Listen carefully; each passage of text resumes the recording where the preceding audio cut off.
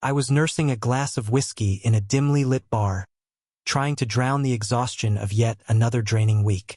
My thoughts were adrift, lost in the mundane fog of routine, when the creak of the door pulled me back to reality. My chest tightened, and my grip on the glass faltered.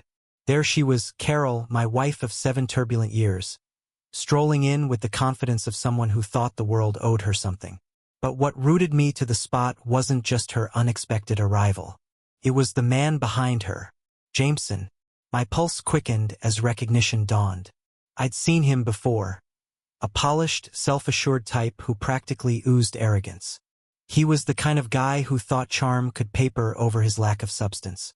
Until now, he'd been nothing more than a passing face, someone I barely acknowledged. But the sight of him trailing Carol, like a shadow I'd failed to notice, suddenly screamed at me with the force of a warning bell I'd ignored for too long. They picked a table, just a few feet from where I sat. The universe, in its infinite cruelty, had decided to put on a show for me. Neither of them noticed me, or maybe they did and just didn't care. The way they laughed together, sharing the kind of joy Carol once reserved for me, felt like a dagger twisting in my chest. I tried to steady myself, gripping the edge of the bar as if it could anchor me. Then Jameson stood, his slick confidence on full display, and headed straight toward me. He stopped beside me, his hand landing on my shoulder like we were old friends. His voice was calm, casual, but dripping with venom. "You lost her, man. She's mine now." His smirk was the kind that begged to be wiped off his face. My fists clenched under the table as my breath came shallow and fast. The fury building inside me was almost unbearable. Before I could react, he turned and strolled off toward the restroom, leaving me shaking with anger. Slowly, I rose to my feet, the adrenaline making my legs unsteady. I wasn't afraid. I was consumed by a rage I could barely control. Without thinking, I approached Carol, who had her back to me, engrossed in whatever nonsense had her scrolling on her phone. "Does this thrill you?" I asked, my voice low and sharp enough to slice through her oblivious bubble. "Humiliating me like this? Publicly?" She turned, startled, but her expression wasn't what I expected. There was no shame, no guilt, just a mix of annoyance and amusement, like I was a bothersome interruption to her evening. Before she could answer, Jameson reappeared, clutching a drink in his uninjured hand. His smirk grew wider as he noticed me still standing there. "Still hanging around, huh?" he sneered. "Take the hint, buddy." That was it. Without thinking, without pausing, I swung my fist. The satisfying crack of his arm meeting my knuckles echoed through the bar. Silence fell over the room as all eyes turned to us. Jameson stumbled back, clutching his arm, his face contorted in pain. But I didn't care. My world was already in ruins. What was one more shattered piece? Carol, however, looked at me with fury, not regret. "What the hell is wrong with you, Elton?" she hissed, rising to her feet like I was the villain in this mess. "Have you completely lost it?" Her reaction hit harder than my punch ever could. Here I was, catching her in the act, and she had the gall to be angry at me. I forced myself to breathe, to tamp down the storm threatening to consume me. "Are you kidding me right now, Carol?" I said, my voice trembling with barely restrained anger. "I'm not the one sneaking around and lying." "Stop it, Elton," she snapped, cutting me off with a glare cold enough to freeze lava. "You have no idea what's going on." "Don't I?" I shot back, incredulous.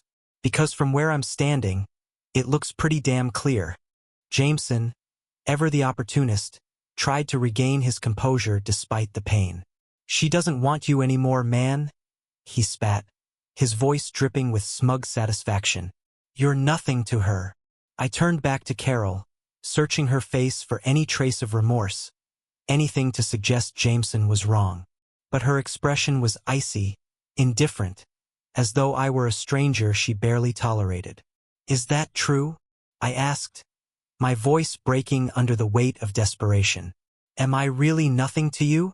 For a brief moment, something flickered in her eyes. Guilt, doubt, something. But just as quickly it was gone. replaced by the same stony mask. She crossed her arms, her stance defiant. "You've been smothering me for years, Elton," she said coldly. "I deserve better than this." Her words hit me like a physical blow. Smothering? I'd spent years pouring my heart into this marriage, supporting her, loving her, only for her to rewrite our history into some twisted narrative where I was the villain. It felt like being gaslit by the one person I thought I could trust. "You deserve better?" I said, my voice hoarse with disbelief. "Is he better? This piece of trash who can't even keep things private. At least he doesn't treat me like a fragile little doll." She shot back, her tone cutting.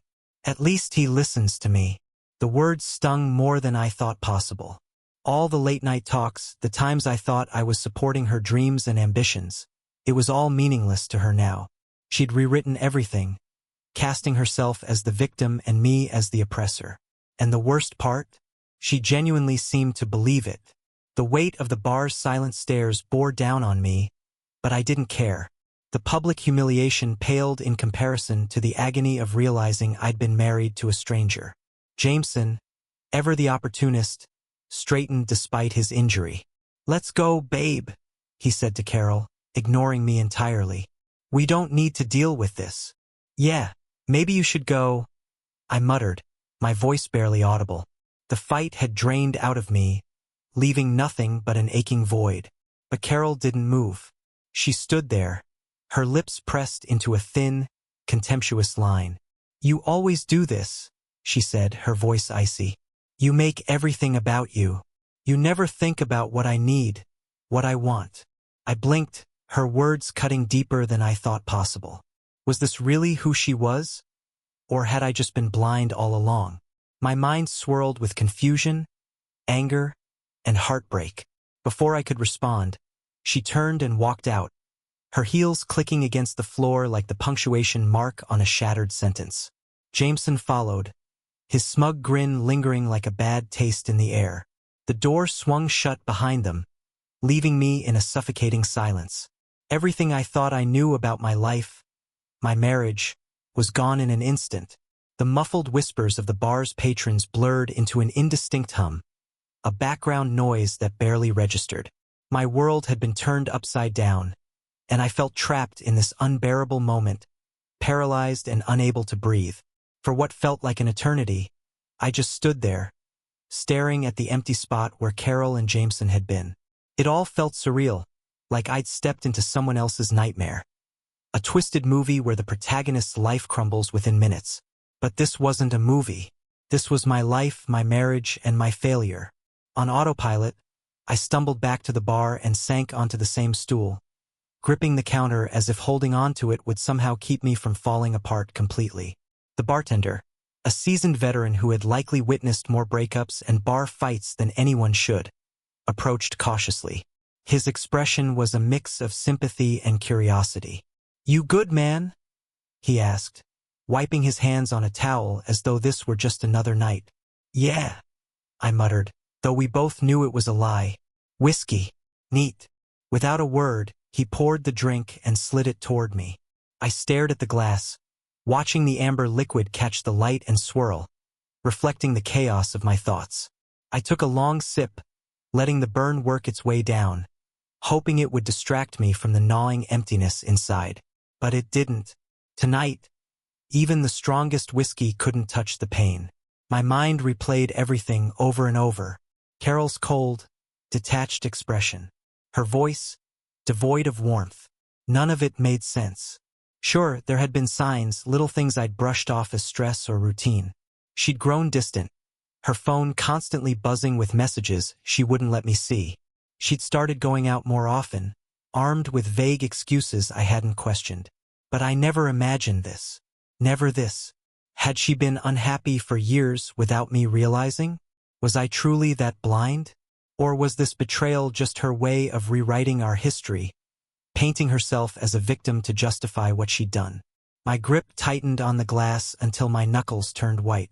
The anger was back, but this time it wasn't aimed at Jameson or even Carol. It was aimed at me.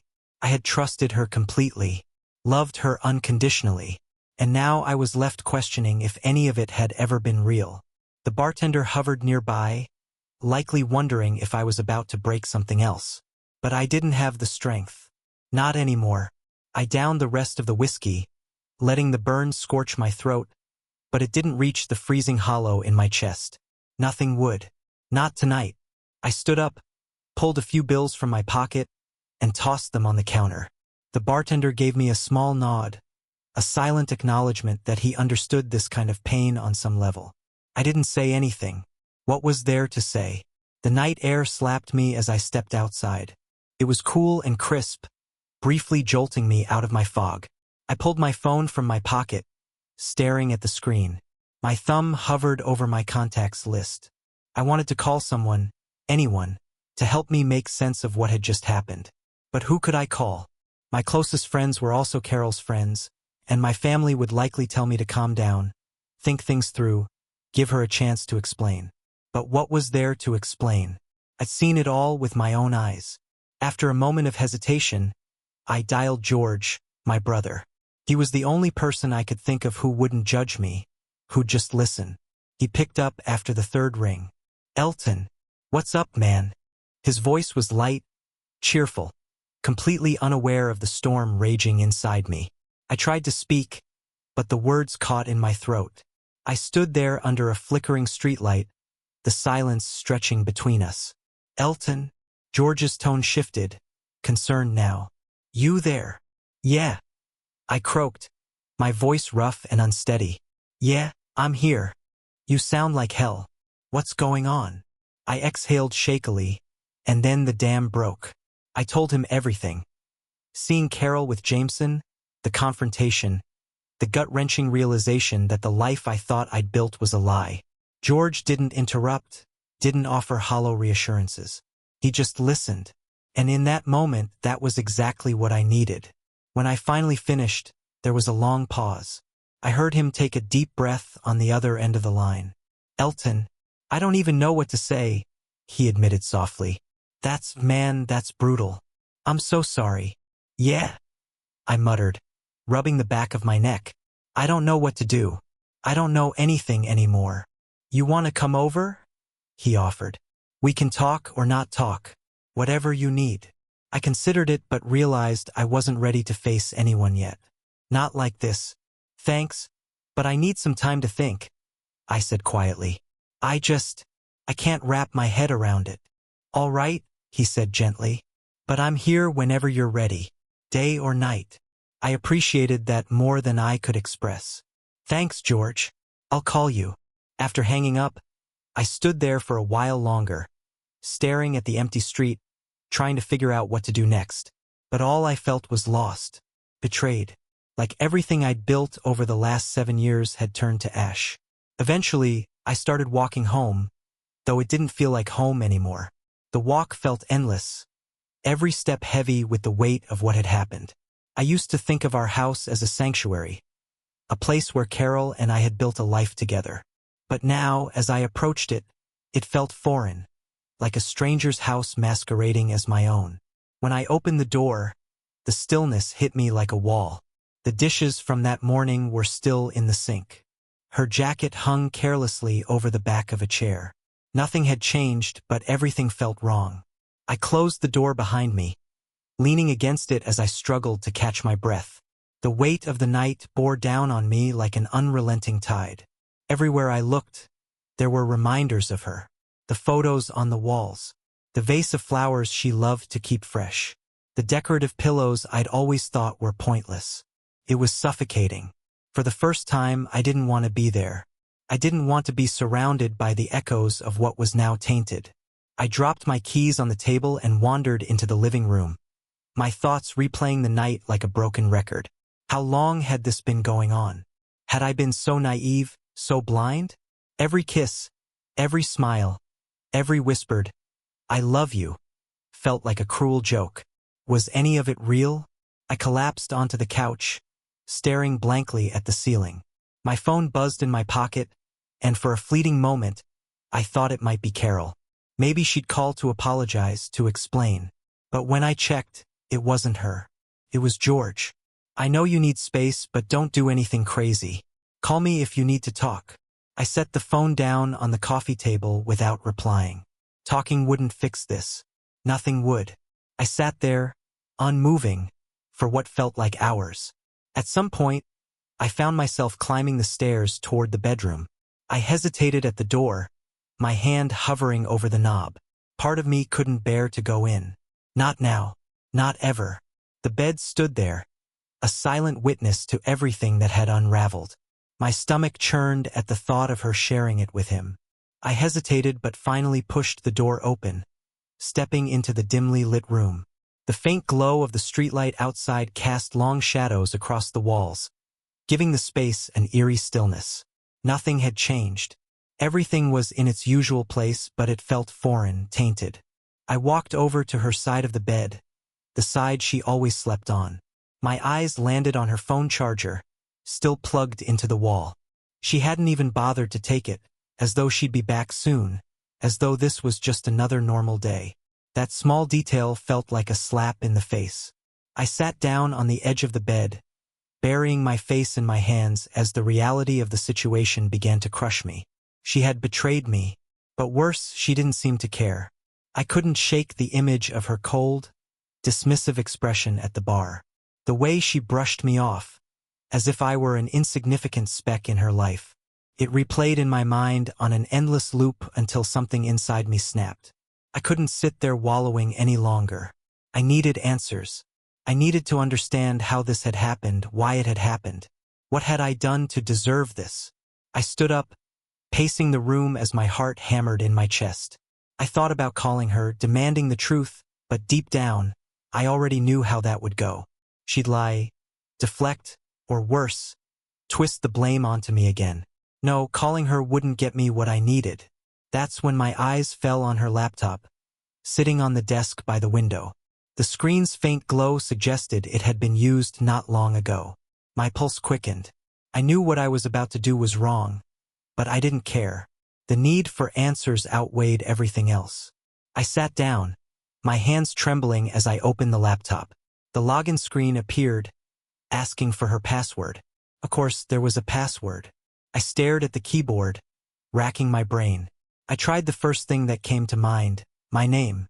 No luck. My stomach tightened, but I pressed on. Her birth date? Nothing. I was ready to give up when a memory surfaced, something from years ago. A password she used for everything back then. Our wedding anniversary. My fingers moved slowly as I typed it in. The screen unlocked.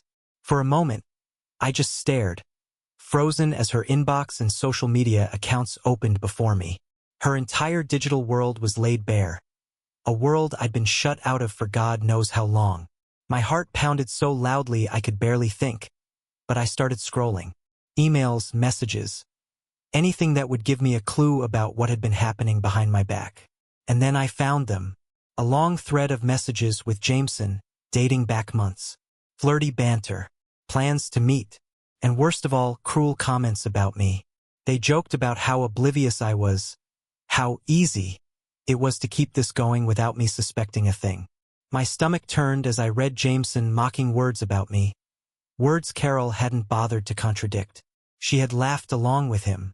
The casual way they spoke about me, like I was some pitiful joke, hit harder than anything else. My marriage, my life, had been reduced to a punchline. I slammed the laptop shut, my breath coming in ragged gasps. The rage bubbling inside me was overwhelming, threatening to spill over. I stood, pacing the room like a caged animal, my fists clenched at my sides. I wanted to scream, to shatter everything around me, but I didn't. Instead, I grabbed my phone and dialed her number. It rang a few times before going to voicemail. I hung up and sent her a text. "We need to talk. Now." No response. I knew she was with him, probably laughing at me, mocking me, but I didn't care. I needed to confront her, to force her to look me in the eyes and explain why she had done this. I sat in the dark, staring at my phone, waiting for a reply that never came. Every passing second felt like a knife twisting deeper into my chest. I sent another text, then another. Still nothing. It was as if I'd ceased to exist in her world, as though everything we had shared no longer mattered. The darkness outside eventually gave way to the pale light of dawn. I hadn't slept. I hadn't eaten. I'd done nothing but stew in my anger and heartbreak. My mind replayed her cold words at the bar, her indifference, the way she had brushed me aside like a stranger. My eyes landed on the phone charger still plugged in by her side of the bed. That small, insignificant thing filled me with a fresh wave of rage. She hadn't even bothered to take it with her.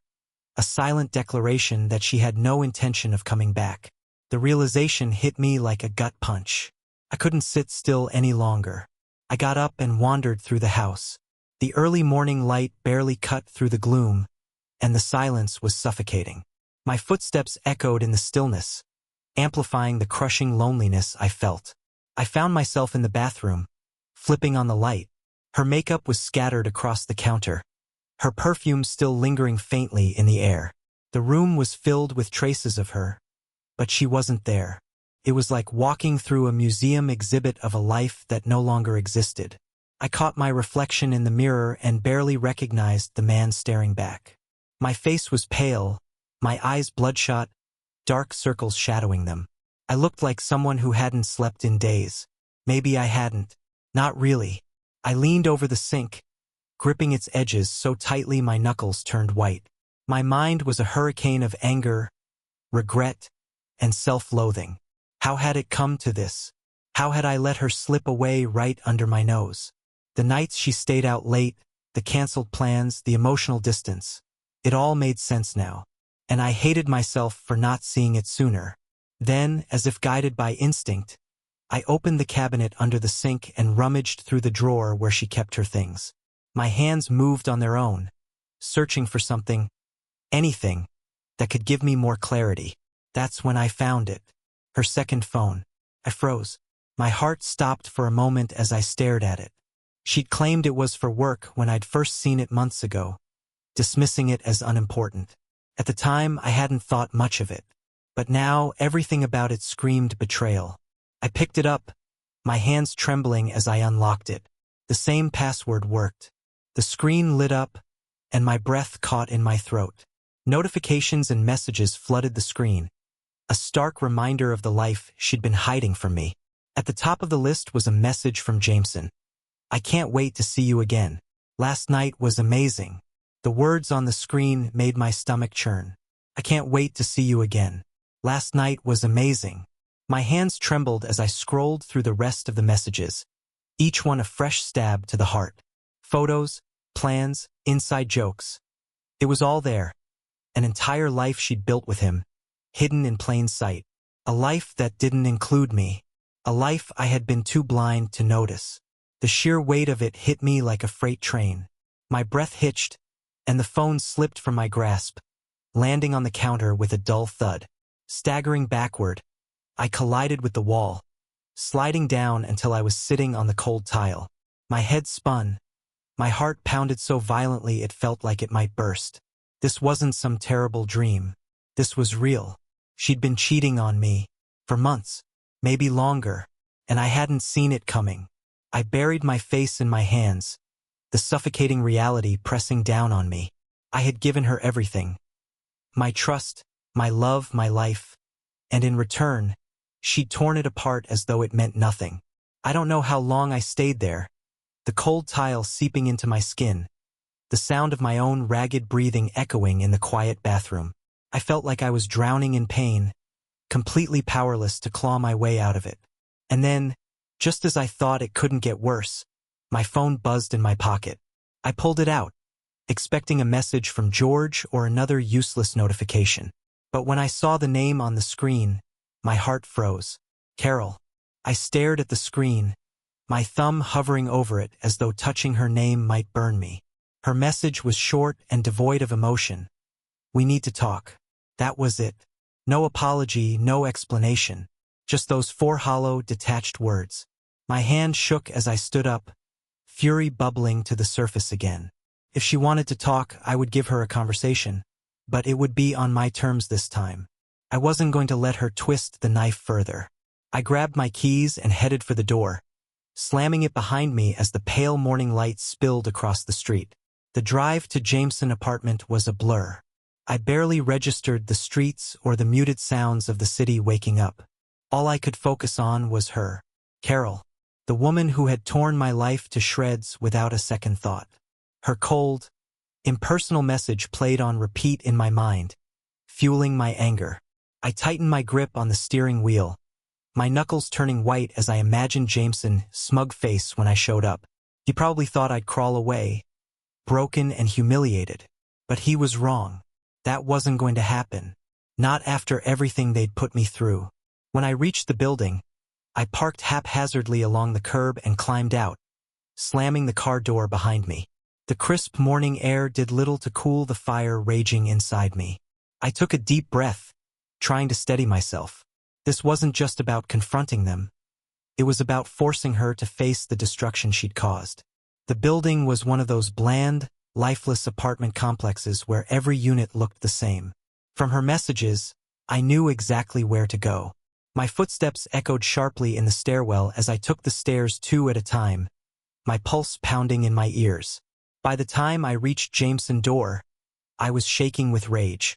I raised my fist and banged on the door, hard enough to rattle it on its hinges. No response at first, but I could hear muffled sounds inside, movement, voices. My chest tightened. They were both in there. I knocked again, harder this time, my hand trembling as I waited. Finally, the door opened, and there she was. Carol stood before me, wearing a cheap bathrobe I didn't recognize. Her hair was disheveled, her expression startled, but only for a moment. Her surprise quickly faded, replaced by that same cold indifference she'd shown at the bar. "Elton?" she said flatly, her tone devoid of warmth. "What are you doing here?" My fists clenched at my sides as I struggled to keep my composure. "We need to talk," I said, throwing her own words back at her. "That's it? That's all you've got to say? After everything, you think we can just talk?"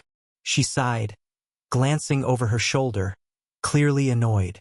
"This isn't the time, Elton. You shouldn't have come here." I didn't wait for an invitation. I pushed past her into the apartment, ignoring her protests. The place was small and sparsely furnished, but it reeked of betrayal.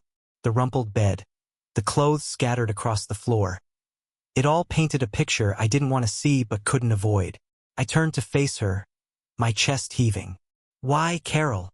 I demanded, my voice raw with emotion. "Why did you do this? After 7 years, why him?" She crossed her arms and fixed me with an unreadable expression. "I don't owe you an explanation," she said, her voice sharp. "Things haven't been right between us for a long time, and you know it." "That's not an answer," I shouted, my voice echoing through the room. "We could have worked on things. We could have talked. But instead, you chose this. You chose him." My voice cracked on the last word, the hurt bleeding through my anger. Carol rolled her eyes, her patience clearly wearing thin. "It's not just about him, Elton.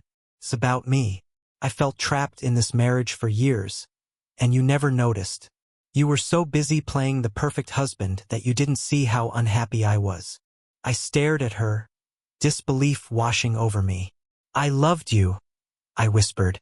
"I gave you everything. And that's the problem," she snapped, her eyes narrowing. "You never understood me. You gave me everything except what I actually needed." Before I could respond, I heard footsteps behind me. I didn't need to turn around to know who it was. Jameson. He entered the room, his arm still bandaged but his smug expression unchanged. He stepped beside Carol, his posture daring me to challenge him. "Leave, Elton," he said, his voice low and condescending. "This is between us now. Between you." I repeated, the words tasting bitter on my tongue. I looked at Carol, searching her face for something, anything, that would make this hurt less. But all I saw was the same cold indifference. She didn't love me anymore. Maybe she never had. Something inside me broke. The rage that had been simmering finally exploded. Not in violence, but in hollow, bitter laughter. The sound escaped me involuntarily, filling the room with its emptiness. "Fine," I said, my voice flat and devoid of emotion. "You want him? You can have him. But don't expect me to just stand here and let you walk all over me like this, I said, my voice steady despite the storm inside me. Carol raised an eyebrow, and for the first time her expression shifted. Just the faintest flicker of something, regret? Doubt? I couldn't be sure, and it didn't matter anymore. It was too late for her to undo the damage. I turned and headed for the door, my footsteps heavy with finality. Before stepping out, I glanced back one last time, meeting her cold, detached gaze. "You're going to regret this, Carol?" I said, my voice calm, and even though my heart was breaking into 1,000 pieces. Maybe not today, but someday. And with that, I walked out, slamming the door behind me. The moment I stepped outside, the weight of it all came crashing down on me again. My legs felt weak as I made my way to the car, but there was no turning back. I wasn't going to let myself be her fool anymore. Not after everything. I started driving, though I had no destination in mind. The adrenaline from the confrontation still pulsed through my veins, but the anger was beginning to fade, replaced by a gnawing numbness. The streets blurred past me, the city a patchwork of color and motion I barely registered. I had walked away, but it didn't feel like a victory.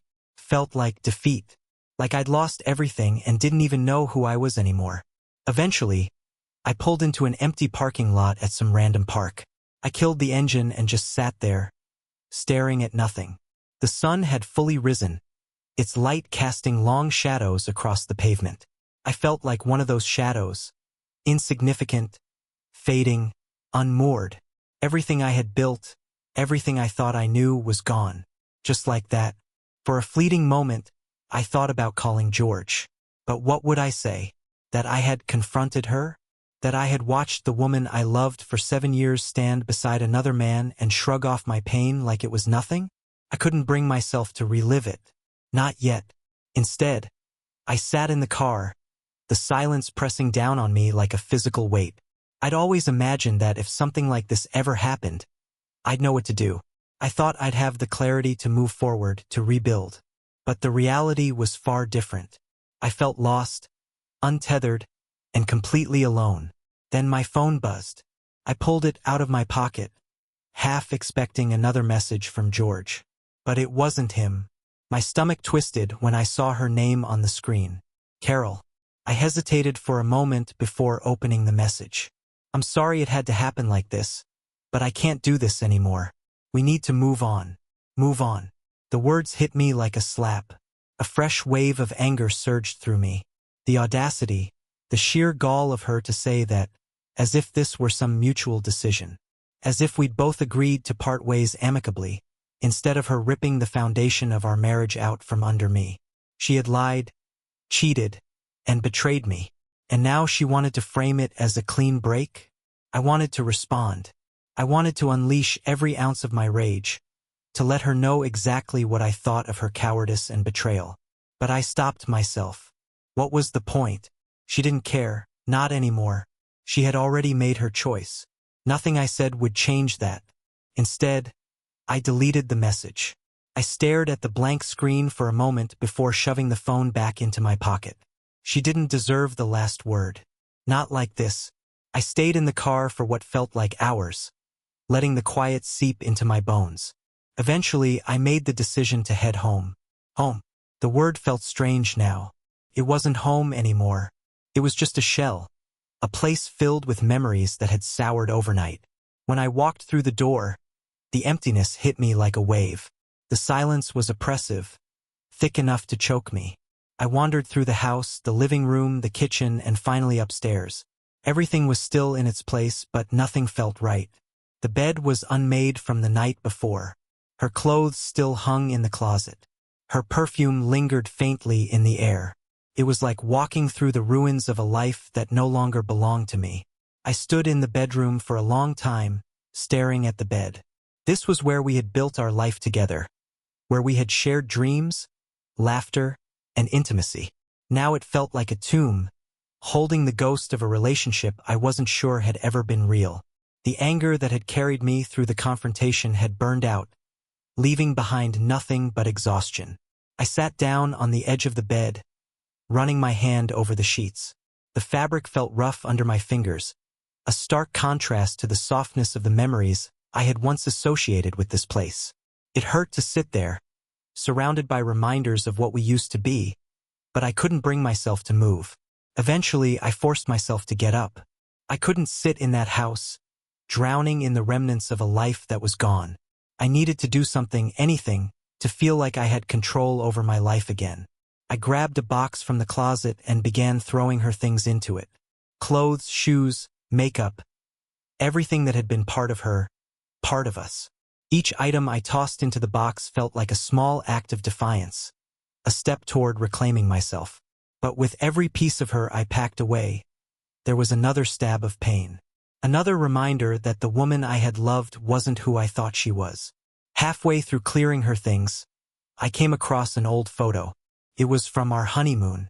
We were smiling, happy, full of hope and love. I stared at it, my throat tightening as a lump rose. How had we gone from that to this? How had everything fallen apart so completely? My fingers curled around the photo, crumpling it. Tears threatened to spill over, but I held them back. I wasn't ready to cry. Not yet. Instead, I threw the picture into the box and slammed the lid shut. This was the end. She wasn't going to have any more power over me. Not anymore. Not her, not Jameson, not the ghost of the life we used to have. I wasn't going to let them haunt me anymore. I dragged the box downstairs and left it by the door. I'd deal with it later. For now, I needed to get away from this place, away from the suffocating memories. Grabbing my jacket and keys, I walked out without looking back. When I arrived at the park, the same one I'd stopped at earlier, it felt different. The air was crisp, carrying a hint of autumn. The trees were beginning to change, their leaves painted in hues of gold and red. I found a bench and sat down, letting the cool breeze wash over me. For the first time in what felt like days, I felt a flicker of calm. The simple rhythm of the wind moving through the trees grounded me in something real, something solid. I didn't have a plan. Divorce was inevitable. There was no coming back from this, but the thought of starting over was overwhelming. How do you even begin to rebuild when everything you've known has crumbled? As I sat there, watching the trees sway gently in the wind, the answer started to come to me. Maybe there wasn't a grand plan. Maybe it was just about taking one small step at a time, putting one foot in front of the other day by day until the pain began to dull. It wasn't going to be easy. I knew that. But as I sat there in the quiet, I felt a strange sense of clarity settle over me. I couldn't change what had happened. I couldn't undo Carol's betrayal. But I could decide what happened next. I could choose to heal, to find myself again, to move forward. For the first time in days, I took a deep breath, filling my lungs with the crisp morning air. It wasn't much, but it was a start. I stayed at the park for what felt like hours. The breeze steadied my thoughts, and though my mind still felt raw, it started to quiet. There was no magic cure for this pain, no switch to make it disappear. But at least, for the first time since I'd caught Carol in that bar, I felt a sliver of control returning. I didn't need to have all the answers right now. I just needed to keep moving. By the time I got back home, the sun was low in the sky, casting long shadows across the yard. The box of Carol's things was still by the door, a heavy, silent reminder of everything that had unraveled over the past few days. I stared at it for a while, then grabbed my phone and scrolled through my contacts until I found my lawyer's number. I hadn't wanted to make this call, but I knew it was inevitable. There was no salvaging what was left of us. Divorce was the only option. The phone rang twice before Dylan picked up. "Elton," he said, his voice warm but cautious. "It's been a while. How can I help you?" I hesitated for a moment, the weight of what I was about to say sinking in. "I need to file for a divorce, Dylan," I said, my voice hoarse. Saying the words out loud made everything feel excruciatingly real. There was a pause, then a quiet sigh on the other end of the line. "I'm sorry to hear that, man," he said gently. "Let's meet tomorrow, and I'll walk you through everything. Okay?" "Yeah," I replied, nodding even though he couldn't see me. "Thanks, Dylan. I appreciate it." We settled on a time, and after I hung up, the reality of the situation hit me like a tidal wave. Divorce. Felt like failure, like admitting defeat. But what other choice did I have? After the lies, the betrayal, and the way she had dismissed me like I didn't matter, there was no way forward for us. And deep down, I knew I deserved better. I walked back inside, my body feeling heavier with every step. The house, filled with so many memories, good and bad, felt oppressive now. Every room, every corner seemed to mock me with reminders of her, of what we had built, and of what she had so casually destroyed. It was like living in the ruins of something that had once been beautiful. I poured myself a drink and sat on the couch, staring at the box of her things by the door. Packing away her presence had been painful but necessary. I couldn't hold on to the pieces of her anymore, to the fragments of a life that no longer existed. I sipped my whiskey slowly, my thoughts drifting back over the last 7 years. There had been so many good times. Laughter, love, moments when I thought we were untouchable. But there had been cracks too: doubt, frustration, distance. Still, I had never imagined it would end like this. With betrayal. With a man like Jameson. With her standing beside him and choosing him over me. But it had. I leaned back, staring at the ceiling, trying to make sense of it all. What had I learned from this? That even the people you love most can betray you? That trust, once broken, is almost impossible to repair? No, that wasn't it. What I had learned was that I needed to start trusting myself again. Somewhere along the way, I had lost that. I had trusted Carol more than I trusted my own instincts. I had ignored the signs, brushed off the small changes, and convinced myself everything was fine when it wasn't. I had let myself believe in a lie because I hadn't wanted to face the truth.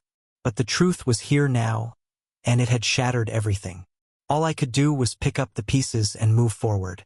I finished my drink and set the glass on the table with a soft clink. Filing for divorce hurt. It hurt like hell. But it was the right decision. I couldn't spend the rest of my life with someone who didn't respect me.